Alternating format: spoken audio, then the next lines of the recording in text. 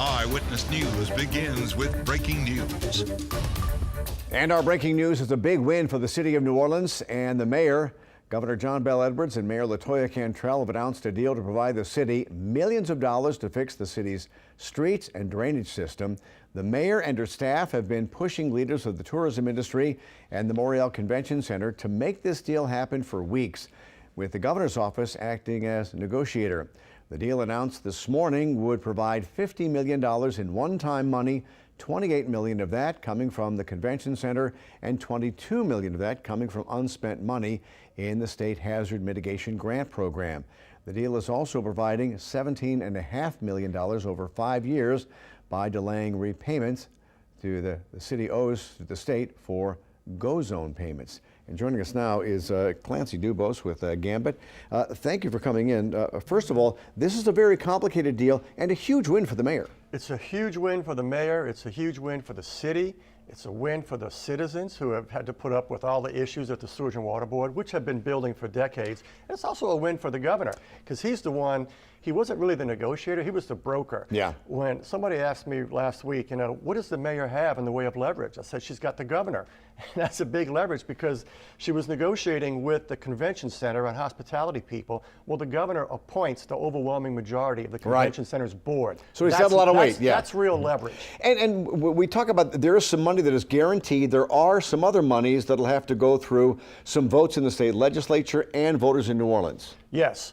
The package of one-time money, that has to be approved by the state legislature, but it helps to have the governor, the chairman of the Ways and Means Committee, Neil Abramson, who's also the mayor's floor leader.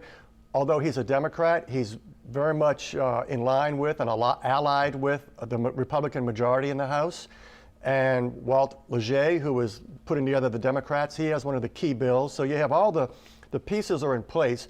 Nobody in an official capacity that we know of is against this. And that helps to sell it to upstate legislators who hold the majority of the legislature. So bear in mind, this is a big deal for the city, but the city's fate and the fate of all this money is in the hands of legislators who do not represent New Orleans, which is why it's so important to have everybody on board. And so all this money has to be voted on by the state legislature, or some of it does not? Well, either the money or the authorization to raise the money. For example, part of the recurring funds, a big portion of the recurring money, that $27 million annually, is going to come from a sales tax that the city is going to be authorized to impose on short-term rentals.